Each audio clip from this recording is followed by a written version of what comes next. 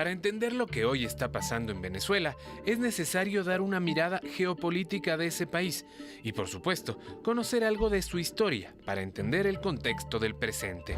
¿Qué te motivó a venir a este país? Bueno, por la misma crisis del país nosotros que está pasando ahorita, la situación de la política, el dinero no alcanza ni para mantenerse uno ni los hijos de uno, y por ocasiones de eso me tiré el riesgo de venirme a otro país. Decisiones controversiales y una economía en estado de crisis han hecho que Venezuela esté en emergencia.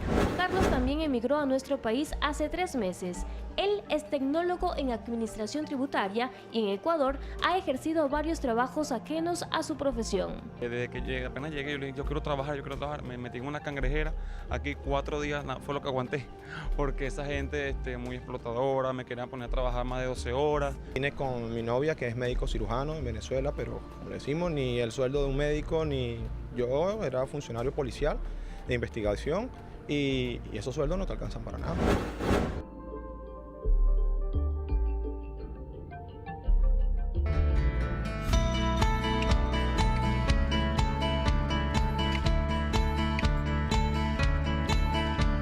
Miércoles 9 de agosto, muchísimas gracias por estar con nosotros. Les agradecemos, por supuesto, también por su sintonía y sobre todo por su atención. El tema de hoy, importantísimo, grave y serio. Así es, Arturo. ¿Qué tal, amigas, amigos? Bienvenidos. El saludo también a todos nuestros migrantes. Su contacto es importante. Sabemos que nos siguen desde España, desde Italia, Bélgica y otros países donde se encuentran nuestros compatriotas trabajando, sacándose adelante también a sus familias. Así que muchas gracias también por sus llamadas telefónicas. Hoy estaremos hablando de la situación política, económica que vive en este momento Venezuela, país hermano que está muy cerquita de nosotros, una realidad muy cerquita de nosotros. Claro que sí. Saludabas tú a nuestros migrantes, a quienes siempre pedimos que les traten de la mejor manera. Ahora también vamos a hablar de migrantes, pero aquellos que llegan.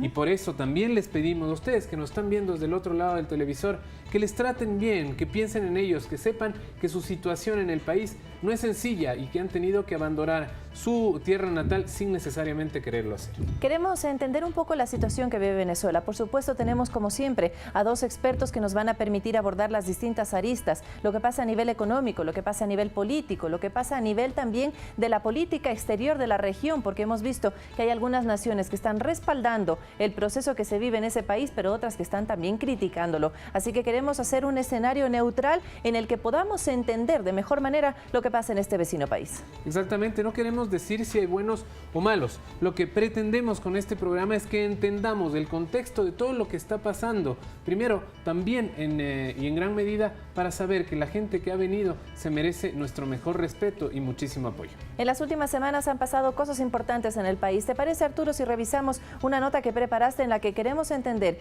qué ha pasado en los últimos días y por qué se ha producido también? Por supuesto que sí, hablamos del contexto. Véalo a continuación. Para entender lo que hoy está pasando en Venezuela, es necesario dar una mirada geopolítica de ese país y, por supuesto, conocer algo de su historia para entender el contexto del presente.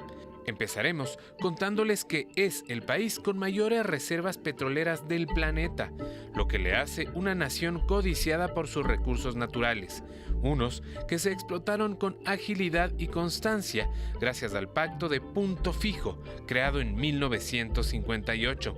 Este garantizaba un petróleo a buen precio para Estados Unidos y mantenía una pseudodemocracia entre 2 partidos de derecha que se turnaban el poder en Venezuela. Un país que, a pesar de tener ingentes recursos petroleros, era uno de los más pobres de la región, con un 54% de pobreza. Es por eso que en la década de los 80 se da el famoso Caracazo, una rebelión popular contra el manejo económico de los poderes hegemónicos en Venezuela. La represión fue total. Se dio la orden de disparar a los manifestantes sin importar las consecuencias, y murieron 3.000 personas en una semana. Ahí, un líder militar empezaba ya a darse a conocer. Su nombre, Hugo Chávez, quien en 1998 ganó las elecciones democráticamente y con ello sacudió las esferas de poder en Venezuela.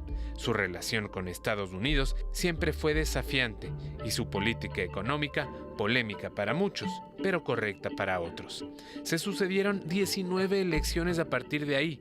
Más de 18 de ellas las ganó él o su partido. Sobrevivió a intentos fallidos de golpes de Estado y fue el primer gobierno progresista de la región. Hoy han pasado casi 20 años desde la primera elección de Hugo Chávez como presidente de Venezuela. Su sucesor, Nicolás Maduro, nunca contó con el apoyo popular de su predecesor.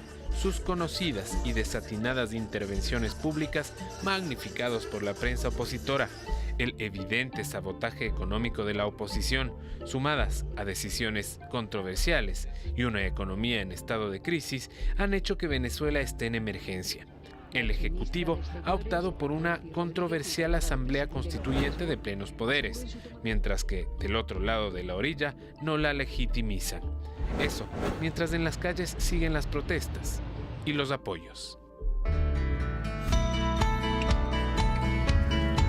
Hoy al mediodía entonces estamos hablando de la situación en Venezuela, tanto política como económica, y por supuesto teníamos que invitar a dos expertos que nos permitan abordar las diferentes aristas y entender un poco más de lo que sucede aquí muy cerquita, en nuestra propia región, en este país hermano. Muchísimas gracias. Por un lado nos acompaña Andrés Borja, él es abogado, analista político, muchísimas gracias por su presencia al mediodía, y también Ernesto Ancieta, también experto en política internacional, quien nos ha acompañado en diferentes programas en los que hemos abordado la política internacional y hemos podido junto a él y con nuestros expertos entender lo que pasa más allá de nuestras fronteras, Arturo. Por supuesto que sí, la didacticidad, si la palabra está bien dicha, es imprescindible en estos casos para poder entender qué es lo que está pasando aquí en el país casi vecino, como dice Vanessa. Damos ya paso también a las llamadas, si usted quiere intervenir en el programa, 3970-813 o 3970-822. Le pedimos, eso sí, muchísima mesura, porque lo que intentamos aquí es explicar qué es lo que está pasando, no necesariamente querer darles alguna postura o algo de ese estilo, sino intentar solamente entender qué es lo que está pasando en este país. Vane, importante iniciar entendiendo la historia, quizás, hablando de un poco lo que pasaba en el reportaje. ¿Por qué hemos llegado hasta acá? Empezamos con usted, por favor. Buenas tardes. Buenas tardes, Arturo, Vanessa, buenas tardes a todos los espectadores. Sí, bueno, en Venezuela ha venido produciéndose una escalada de violencia desde el año pasado. Ustedes recordarán, la oposición convocó a un referéndum para revocar el mandato de Nicolás Maduro. Se abrió una mesa de diálogo que fue auspiciada por el Papa y por UNASUR. Y lamentablemente esta mesa de diálogo fracasó y Maduro convocó a una asamblea constituyente que fue un nuevo detonante de la violencia en Venezuela. Entonces ha sido un proceso que no es de ahora, viene desde antes del año 2014, en el cual han existido diferentes escaladas en este conflicto social que poco a poco han ido deteriorando la situación de los derechos humanos en este país. Recordémosle a la gente que es una Asamblea Nacional Constituyente para entender también lo que está sucediendo en estos últimos días. En términos prácticos, una Asamblea Nacional Constituyente es un parlamento de carácter temporal, especialmente elegido para redactar o reformar la Constitución de un país. ¿Era necesario reformar la Constitución? Ernesto, bienvenido. La paradoja es que tanto la oposición como el gobierno coinciden en que se debe reformar la Constitución. El cómo, el cuándo y quiénes deben llevarlo a cabo es el espacio de disputa. Y insisto, esto es una paradoja porque en la actualidad tú ves a líderes de la oposición que están defendiendo la Constitución de Chávez, a la cual han criticado desde que fue promulgada. Querían hace un par de años ellos hacer una constituyente. Y este rato, en cambio, se encuentran defendiendo la Constitución vigente. Entonces lo que vemos, y para que el público lo entienda, súper simplificado, es una exacerbación de la política. Es cuando los dos puntos ya no entran en diálogo y tú ves que la política no es el mecanismo para resolver los conflictos, salen a las calles y la violencia es la consecuencia natural. Hasta el Papa ha tenido que intervenir más de una vez. ¿Cómo hacemos y por qué ha llegado a esta saturación? ¿Por qué ya no quieren hablarse los unos con los otros? ¿Por qué se terminó la paciencia? Bueno, hubo un cambio en el balance de poder en la región, ¿no? Recordemos que anteriormente era UNASUR el espacio político donde se procesaban este tipo de controversias dentro de UNASUR pues cambiaron las tendencias ideológicas de los regímenes, Brasil, Argentina, aliados ahora con Colombia, Chile, Perú. Obviamente dentro de UNASUR ya no se podía procesar el conflicto, entonces el conflicto fue llevado a la OEA y a los países del ALBA. Entonces son bloques regionales que se han organizado, que se han agrupado en torno a la situación de Venezuela. Por una parte la OEA liderada por Almagro tratando de condenar al país venezolano y tratando de expulsarlo de la organización o de suspender su participación en la organización. Y por otro lado el bloque del ALBA integrado por Nicaragua, Bolivia, Ecuador, que son los países que continúan respaldando al régimen de Maduro. Y eso pasó en las últimas horas, ya vamos a hablar de eso más adelante, pero Arturo hacía referencia en su nota sobre un término que me parece importante explicarle a la ciudadanía, y es esto de los gobiernos progresistas. ¿Qué entendemos por un gobierno progresista y por qué Venezuela pues empezó a liderar tal vez esta forma de hacer política en la región? No se puede entender el progresismo en Latinoamérica sin considerar los 90, la crisis de los 80 y los 90. Exacto. Chávez, Rafael Correa, Evo Morales y otros son consecuencias directas de regímenes neoliberales. El progresismo, en términos generales, más allá de las ideologías que tienen matices, sin duda, es toda oposición a la implementación de políticas tecnocráticas que venían del consenso de Washington. Entonces, básicamente, esta narrativa en contra del imperialismo, por ejemplo, se considera progresista. Pero no solo eso, sino también invertir en salud, educación, bienestar social, que eran medidas que durante los 90 se dejaron de lado y que obviamente estos gobiernos progresistas retoman. Por supuesto que sí. Les pedimos disculpas si es que están escuchando por ahí algunos ruidos.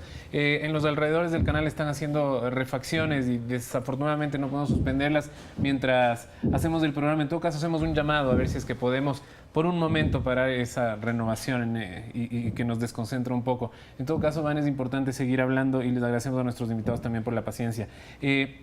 Esto, como yo decía, nos ha llevado a un embudo en el que parecería que no entran todos. ¿Cuál puede ser el futuro próximo de este país hermano? Bueno, evidentemente en este momento esta confrontación se va a procesar en las calles, donde la oposición ha convocado a manifestaciones de forma permanente. Hay que recordar que en Venezuela se estima que existen alrededor de 15 millones de armas, es decir, estamos hablando de un arma por cada 2 personas. Entonces esos son factores que inciden en la violencia que se produce en el día a día. El día de ayer Naciones Unidas emitió un informe en el que señala que la oposición es responsable de 27 muertes y el gobierno se le responsabiliza de 64 muertes de las que se han producido en las recientes manifestaciones. 100 aproximadamente en los últimos 3 meses. En aproximadamente los últimos 3 meses, porque se habla de más de 25.000 muertes durante todo este periodo de violencia. Una cifra algo alarmante es que existen alrededor de 90 personas por cada 100.000 habitantes que fallecen en Venezuela, víctimas no solo de las movilizaciones, sino de la violencia, del secuestro, de asesinatos, robos, cuando la tasa promedio de la región no supera los 9 habitantes por cada 100.000 personas. O sea, estamos hablando de que hay 10 veces más muertes que en los países de la región. Se han manipulado datos también, es cierto. En este caso, ¿son verídicos, son consensuados? Bueno, más allá de que exista o no un consenso, no existen cifras oficiales. Eso es un problema, pero lo palpamos día a día con la ola de migración que está llegando no solo al Ecuador, sino a todos los países de la región, que evidencian que existe un deterioro de las condiciones sociales. Y a propósito de esa ola de migración, según la jefa de migración del Carchi, se ha incrementado el ingreso de extranjeros, de venezolanos, actualmente 2.000 venezolanos por la frontera semanalmente, cuando el promedio estaba entre 800 o menos de 800. Así que esto quiere decir que también tenemos ciudadanos venezolanos que están buscando otra alternativa de vida frente a la situación que viven en su país. Tenemos nuestro primer contacto telefónico. Fernando Bracho nos está llamando a los estudios del mediodía en esta jornada. Muy buenas tardes. Sí, muy buenas tardes.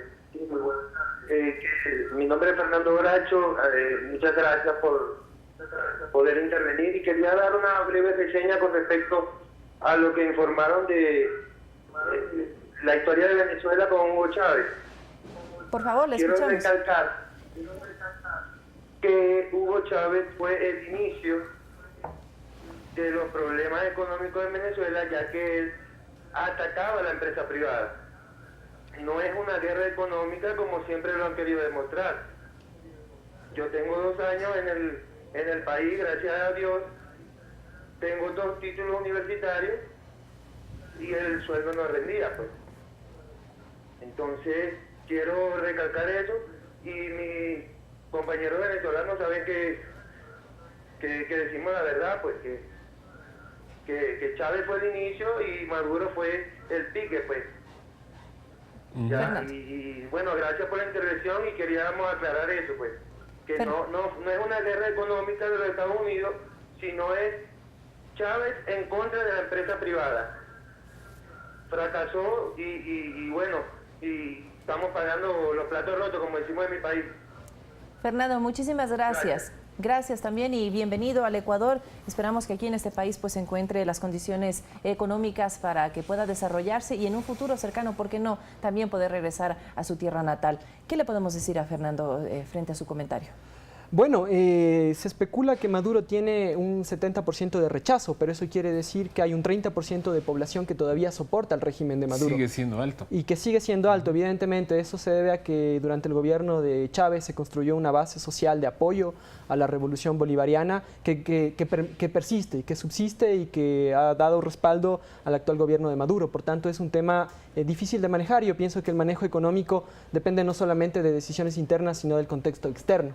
Obviamente hubo una caída de precios del petróleo, obviamente han habido al menos el anuncio de sanciones económicas por parte de Estados Unidos. Entonces la situación de Venezuela, si bien es cierto, puede responder a malas decisiones económicas tomadas al interior del país, también responde a un contexto externo. Y ya en la parte de afinidad al mandatario, ¿hubo un descontento en el paso de, lamentablemente, el fallecimiento de Hugo Chávez ahora con la figura de Nicolás Maduro? Me alegra mucho que nos estén viendo ciudadanos venezolanos porque eso demuestra que hay interés en esta temática. Ratifico el saludo, bienvenidos al Ecuador. Nosotros hemos experimentado también crisis, tuvimos grandes migraciones y nuestra gente tuvo que salir también del país, así que es algo que no nos es ajeno. Lo que tú mencionas es sin duda un problema. Aquí tú ves que hubo falta de crítica interna, entonces los mecanismos de control, porque la crítica es necesaria para ajustar los errores, desaparecen dentro del PSV. ¿Y qué es lo que ocurre? Empiezas a imponer una serie de decisiones inconsultas que generan con el descontento de los sectores económicos, de tu mismo partido, de la población. Se exacerban las posiciones. Yo quisiera rescatar justamente esto como un espejo en el cual el Ecuador debe mirarse. Este rato que estamos hablando mucho de diálogo, el diálogo es importante porque tú escuchas al adversario. La paz se hace con el enemigo, como se dice. Entonces es muy lamentable que justamente en un contexto donde se está llegando al fin a la paz en Colombia, por ejemplo, estemos entrando en estos conflictos en Venezuela.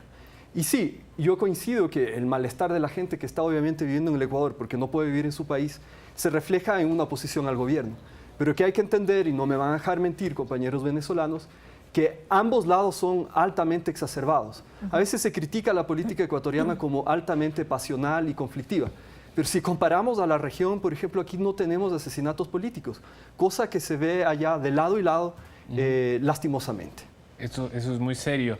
Por supuesto que sí. Le damos la bienvenida ahora a Carlos Vázquez desde Machala, recordándoles a todos nuestros amigos televidentes que se comunican con nosotros, que por favor tengan mesura también en sus comentarios. Carlos, bienvenido.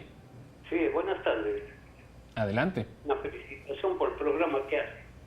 Mire, el asunto de Venezuela no hay que cogerse tan a la ligera. El problema es neta y exclusivamente orquestado por los Estados Unidos. Y es por el caso del petróleo, por el agua y por los minerales que tiene Venezuela. Ellos no admiten de ninguna manera que el gobierno venezolano quiera repartir entre su población lo que por derecho les pertenece. Los Estados Unidos siempre hacen estas tramas de guerras, de daños. Y si no, recordemos lo que pasó con Chile cuando subió Allende. ¿Qué le hicieron? Primerito un ataque económico, porque en las tercias tampoco existía nada hasta que vino la dictadura. Luego, por el asunto del petróleo, atacaron Irán, mataron millones. Aducieron que era por armas de destrucción masiva y no encontraron ni una aguja de destrucción masiva. Luego le atacan a Siria por el mismo problema del paso del petróleo y cosas por el estilo. Lo que pasa es que el hambre de las transnacionales norteamericanas destruyen los países y no les importa cómo, y acusan a los gobiernos de que no hay esto, de que no hay este otro, cuando los gobiernos verdaderamente quieren entregar a su población lo que por derecho les pertenece. Eso es todo lo que quería decir. Muchas gracias. Gracias, Carlos, por su comentario. Esta política intervencionista, injerencista, ¿es lo que podría estar ahondando un poco los problemas que está viviendo Venezuela? Yo pienso que no se ha ido más allá de la retórica. Estados Unidos ha amenazado, el presidente Trump ha sacado twitters en contra de Venezuela, señalando que desconoce a la Asamblea Constituyente. Sin embargo, no han habido sanciones en el plano económico en contra del petróleo venezolano, porque existe una dependencia, es un recurso natural que Estados Unidos lo necesita, y en la medida en que continúe dependiendo de cierta forma del petróleo venezolano, que es cercano, de fácil acceso, es difícil que llegue a imponer sanciones económicas. Pero la retórica genera inestabilidad, y la inestabilidad genera también este cierto tipo de movimientos económicos, sube la inflación y se generan otro tipo de comportamientos que pues, la ciudadanía palpa en el día a día. Bueno, ese es otro de los problemas justamente. El Parlamento estableció una comisión que ha determinado que la inflación en Venezuela bordea el 740% anual. Así es. ¿Sí? No existen datos oficiales, por eso es el Parlamento quienes nos dan las cifras de la inflación. Y evidentemente esa inflación genera pobreza, genera exclusión, genera escasez de recursos económicos, escasez de alimentos. Entonces hay una situación al interior del país en la cual se van deteriorando las condiciones de vida de la población. Si a eso le sumamos las altas tasas de desempleo, tenemos el escenario perfecto para un proceso de desestabilización. Si es que ese proceso viene desde afuera o es responsabilidad de los mandatarios, es un tema que está en debate. 3970-813, 3970-822, estamos hablando de la situación política y económica en Venezuela y saludamos a Guillermo Tapia, que se contacta desde Riobamba. Buenas tardes. Guillermo, le escuchamos. Ya, gracias. En primer lugar, felicitarle a su programa. Un programa que verdaderamente se puede hablar de tantas situaciones que el pueblo necesita. Quiero concretamente hablar de la cuestión de Venezuela. Tenemos que tomar muy tranquilamente lo que sucede en Venezuela. No es que recientemente Venezuela tiene su problema. Ustedes saben muy bien que los norteamericanos meten mano en cada país de todo el mundo, no solamente de la región, sino en todo el mundo. La ambición de ellos todo un siempre, y ustedes lo conocen bien, los periodistas, que la ambición de ellos siempre ha sido el petróleo. Como Venezuela es un país bastante fuerte en petróleo, todo un siempre ellos han tratado es de manipular el petróleo. La situación de Venezuela no es como los canales de televisión que siempre están a la orden, al mando de los norteamericanos, no es la realidad. Y voy a decir unos ejemplos que ustedes, señores periodistas que están ahorita al frente de eso, ustedes deben saber perfectamente bien que a Venezuela se le corta muchos productos que Venezuela quiere comprar. Le doy un ejemplo. Por ejemplo, en Uruguay hay una fábrica de papel higiénico. Señor, como es alineado a estos norteamericanos, un sirviente de los norteamericanos, pues ellos le niegan la venta del papel higiénico a los compañeros, a nuestros hermanos venezolanos. Y no es solamente en esa situación que tratan de hacer aparecer que Venezuela se muere de hambre. No es así, no es así. Y tenemos que tomar con tranquilidad y de nuestros hermanos venezolanos. Nuestros hermanos venezolanos, ellos tienen desde el tiempo de Chávez, ellos siempre han estado respaldados del pueblo de Venezuela. Como con Chávez no pudieron los señores norteamericanos meter mano, porque Chávez se paró duro, como así se paró duro Venezuela, con Cuba. A Cuba, ¿qué es lo que han hecho? Más de 50 años que han tratado de manipular a Cuba y no han podido. Y eso tratan de manipular a Venezuela. Tratan de manipular a Latinoamérica, porque saben que Latinoamérica hoy está muy unidos. Gracias, Guillermo. Gracias, Guillermo, por su comentario. Y con ese comentario, precisamente, nos vamos a una pausa. Todavía tenemos tiempo para seguir entendiendo un poco más de lo que pasa en este hermano país de la región. Así que su contacto será importante. 3970-813, 3970-822. Ya volvemos con más.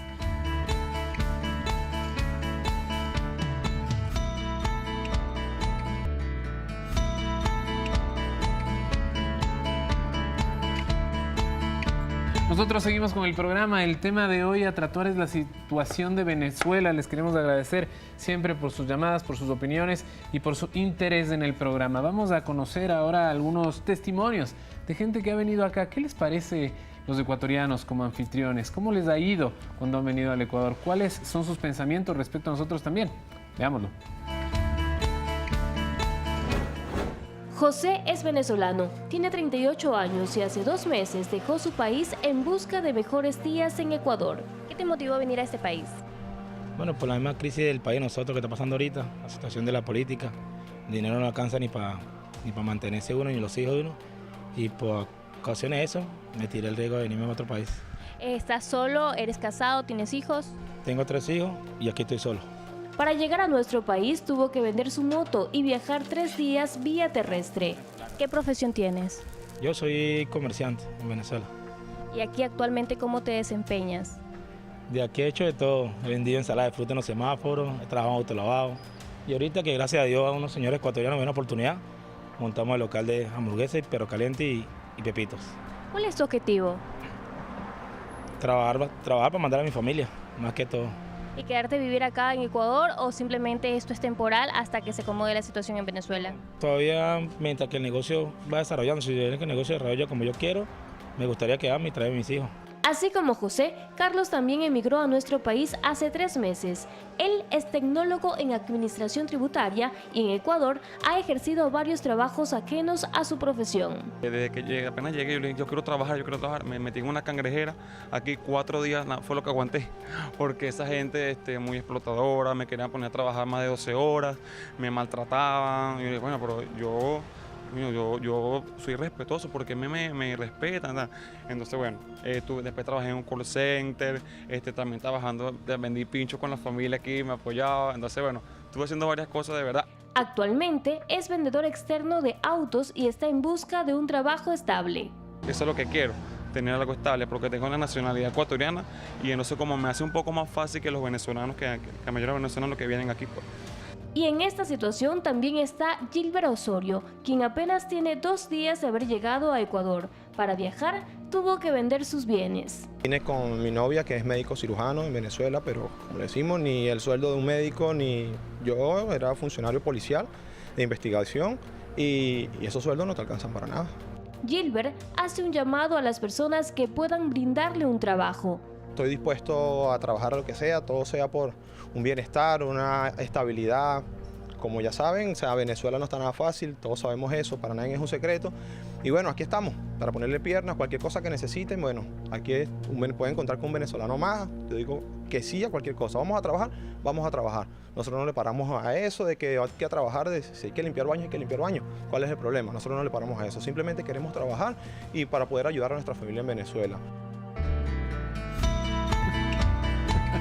12 de la tarde con 30 minutos, su contacto es importante, llámenos aquí a los estudios del mediodía. Y a propósito de la nota de nuestra compañera Gisela Poveda, creo, Ernesto, que es importante recordarle a la ciudadanía que nosotros tenemos una ley de movilidad humana y que nosotros también en un momento determinado necesitamos del acogimiento de otras naciones. No podemos olvidar, esto es un asunto que es inclusive de ética, que el Ecuador sacó a 2 millones de personas para el tema de la crisis y que ellos fueron acogidos en muchas partes del mundo y que son ciudadanos que nos salvaron durante la crisis, básicamente, porque las remesas de nuestros migrantes salvaron el Ecuador. Entonces hay que ponerse un poco en la posición de estos venezolanos, que son hermanos. Compartimos los colores de la bandera. Culturalmente somos muy similares.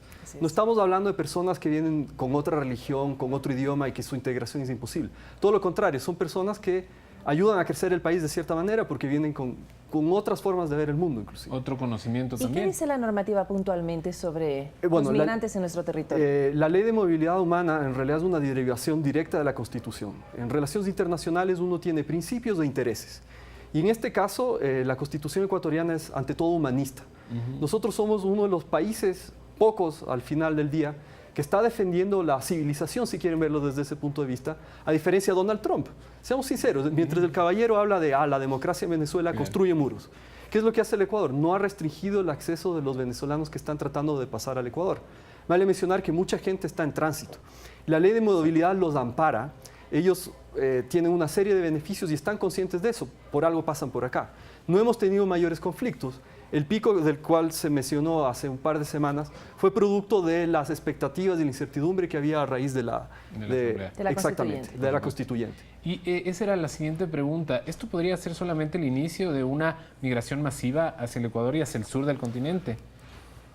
Bueno, hay que mencionar que existe un estudio de 3 universidades venezolanas que señala que hay más de 9 millones de personas que están pasando hambre en Venezuela. Estamos hablando de casi un tercio de la población que no tiene acceso suficiente a alimentos, ya sea por desabastecimiento, ya sea por incapacidad económica de adquirirlos debido a la inflación.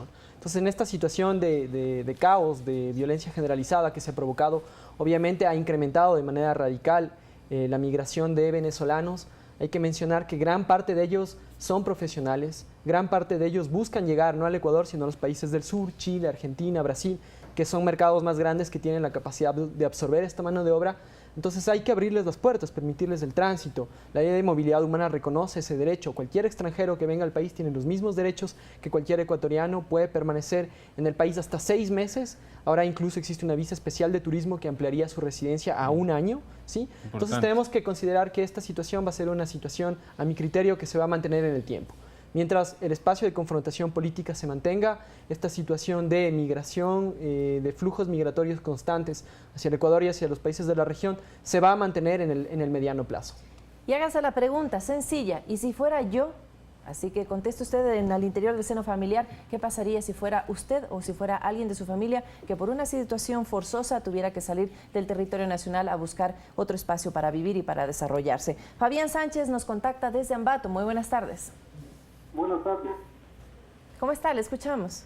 Bueno, yo creo que la situación de Venezuela es por el caos político y económico que los gobiernos socialistas llevan a todos los gobiernos de los estados. Los sistemas socialistas en el mundo siempre han fracasado. Por esa razón la Unión Soviética se salió de ese sistema y ahora estamos viendo la desgracia que vive Venezuela.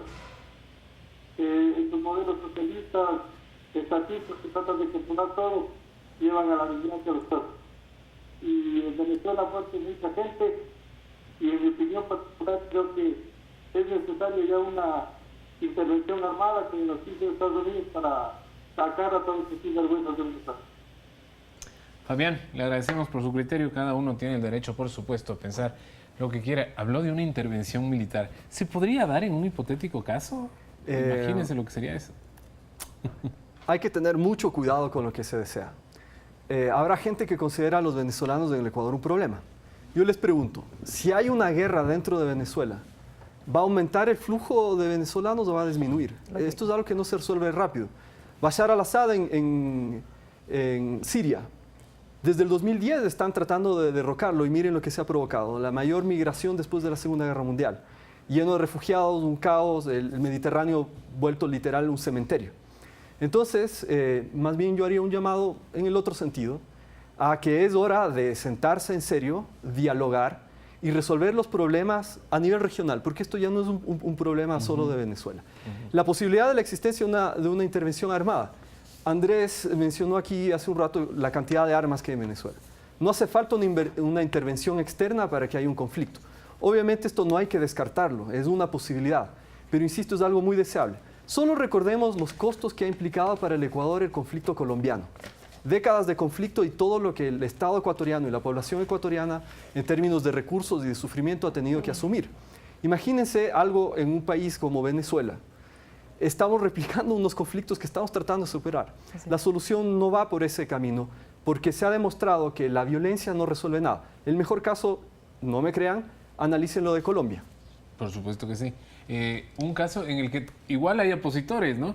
Sabemos que Uribe tiene la bandera de oposición contra las conversaciones de la paz. Vane. Ahora es momento de hablar de la hora. ¿Qué está sucediendo en este momento? Y hay que decirlo. Los poderes de Venezuela son el Ejecutivo, el Judicial, el Electoral, el Ciudadano, pero hay una Asamblea Nacional que se encuentra todavía instalada y ahora hay una Asamblea Constituyente que se instaló en los últimos días. Frente a esto, se reunieron varios países, Venezuela, Cuba, Bolivia, Nicaragua y Ecuador.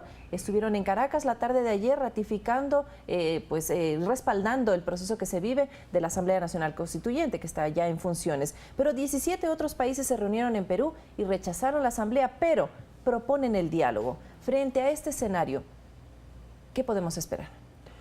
Hay que mencionar que existe una orden ejecutiva del gobierno de Estados Unidos en el que se declara a Venezuela como una amenaza inusual a su seguridad. Y el presidente peruano viajó a Estados Unidos y se entrevistó con Donald Trump y juntos acordaron justamente que la situación de Venezuela es una situación grave que ameritaría tomar medidas, tomar acciones sobre este país. Posteriormente, a través de la Organización de Estados Americanos, de la OEA, se convoca a una reunión para justamente realizar un voto de sanción en contra de Venezuela. Se requieren 2/3 de los miembros de la Asamblea para sancionar a Venezuela y expulsarla o suspender su participación en este organismo. Yo pienso que Venezuela en este momento está atravesando una fase de aislamiento, porque no solamente ha sido la OEA quien está desconociendo a la Asamblea, también lo ha hecho la Comunidad Europea, de tal forma que paulatinamente, si es que Venezuela se encuentra en un proceso de aislamiento, se irán exacerbando las posiciones y esto es importante evitarlo, porque cuando se polarizan el debate, cuando se polarizan las posiciones, es cuando justamente no se puede llegar a consensos y la situación continuará degradándose. Sanciones y aislamiento. Creo que Ernesto también podría decirnos algo más adelante, pero primero démosle la paso a la siguiente llamada, Arturo. Eso es lo que haremos. Santiago Villafuerte en la línea. Hola Santiago, bienvenido. Muchas gracias. Muy buenas tardes. Quisiera expresar mi opinión. Adelante, por supuesto. Respecto de lo que han dicho o han comentado las personas televidentes que me han anticipado en el uso de la palabra. Adelante.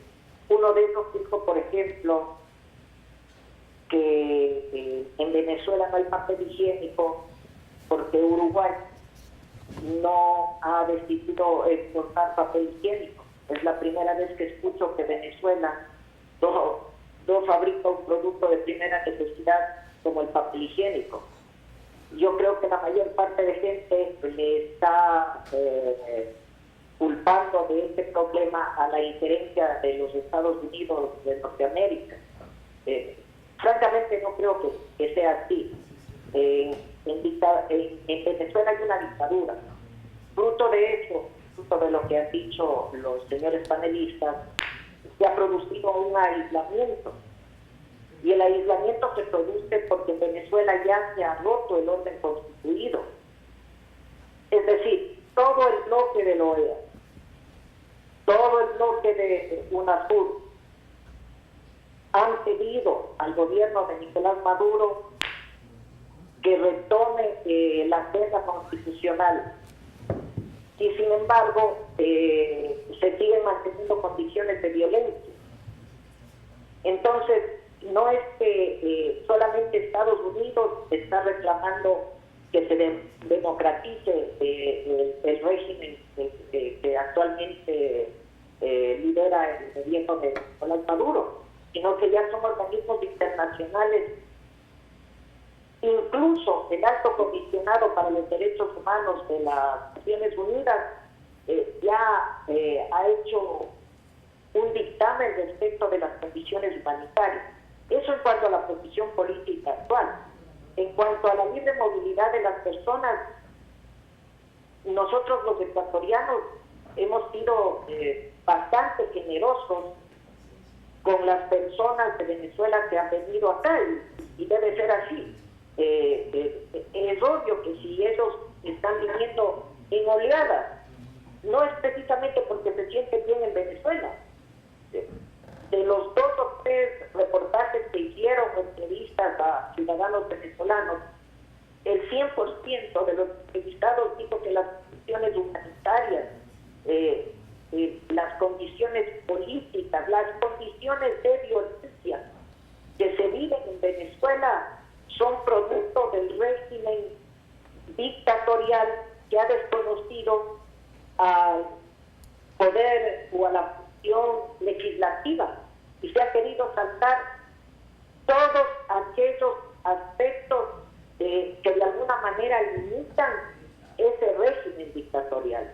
Entonces, no estoy de acuerdo con lo que han dicho las anteriores personas y culmino mi intervención haciendo referencia a que esas personas lean un libro que quizás tiene un impacto muy alto en su título.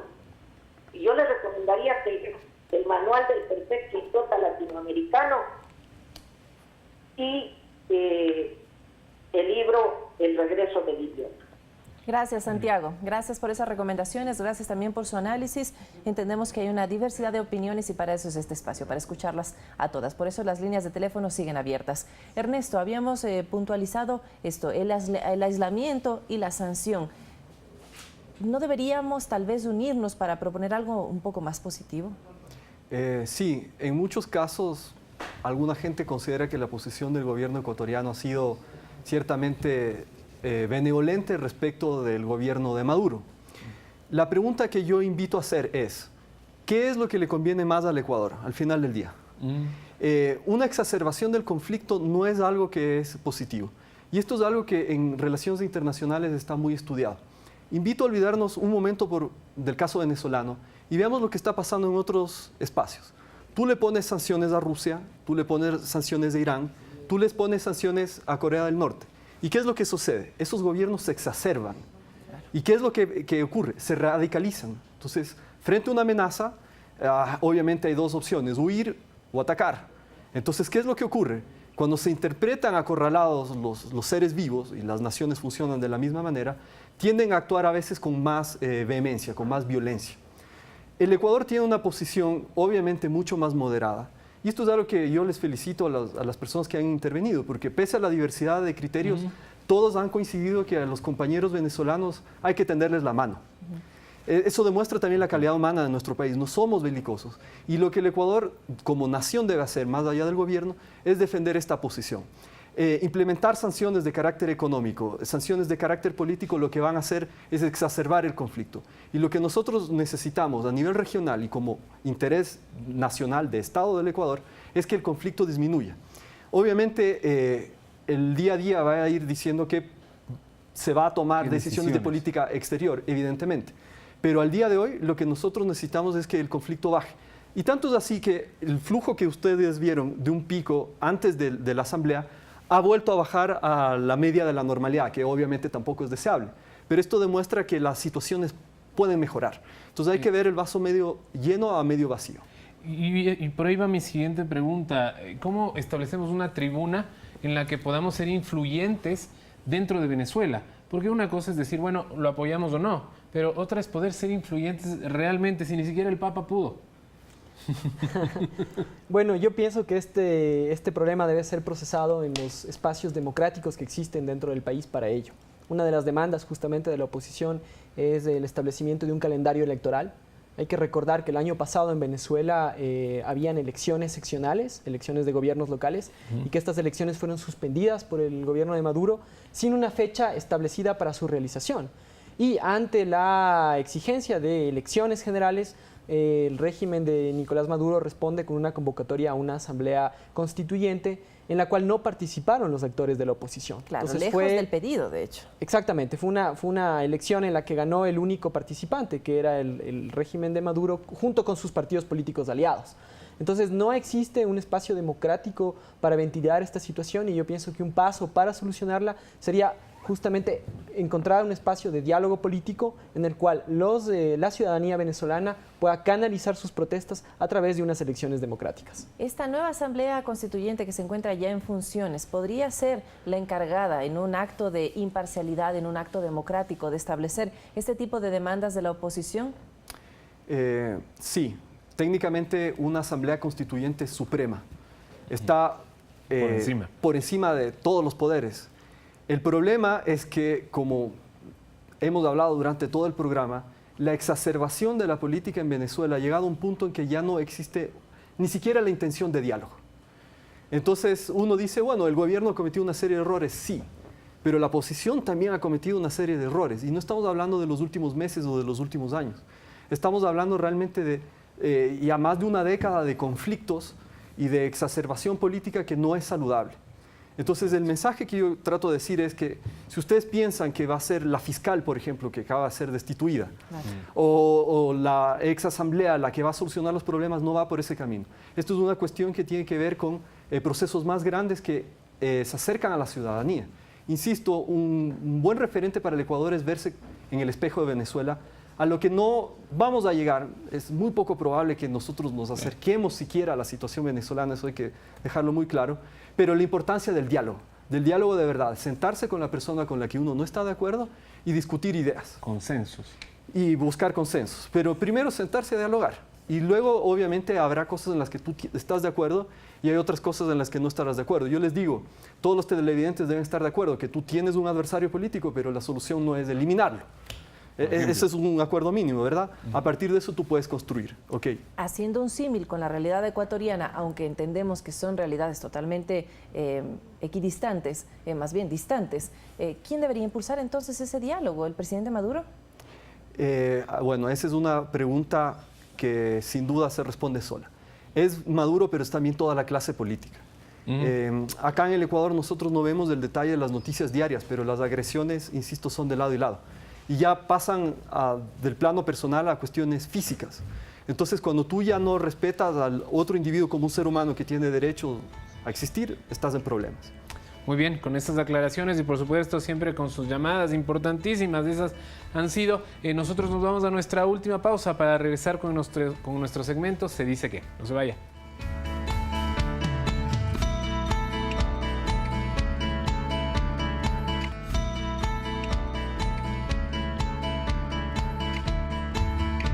Exactamente las 12:51, nos quedan aproximadamente 9 minutos para terminar de abordar este diálogo importante que hemos tenido no solo con nuestros invitados, sino con ustedes. Muchísimas gracias por sus llamadas. Yo quería, abogado, empezar con usted el segmento de Se Dice Que. Son unas afirmaciones que vamos a ver cuán ciertas pueden ser o no. Las desarrollamos nomás sin problema, que sí tenemos un poco de tiempo. Vamos a ver, ¿qué nos dice Se Dice Que? El primero. Las personas que emigran de Venezuela se sienten inseguras por la violencia en su país. ¿Ese es el motivo mayor, quizás, por el hecho de que vengan acá? Bueno, yo pienso que también hay un factor económico que incide en el tema de la migración. ¿Sí? Son personas que tienen un nivel de profesionalización elevado, de clase media, que están buscando oportunidades de trabajo en otros países que no las tienen en su país. Y no pienso que solamente sea el tema de la inseguridad. Creo que también ahí existe este factor económico que obliga a muchas personas a migrar. ¿El Ecuador es atractivo? ¿Es un país atractivo por el tema del siendo dólar? Un país dolarizado, obviamente es un país atractivo, pero como señalo, no es el país más atractivo porque la gran mayoría de venezolanos que vienen al país buscan llegar a Chile, buscan llegar a Argentina, buscan llegar a los países del sur. ¿No hay posibilidades de que Perú cierre su frontera en un momento dado? ¿No se ha pensado en eso? ¿O podría ser factible en algún momento? Es un escenario que en algún momento se estudió.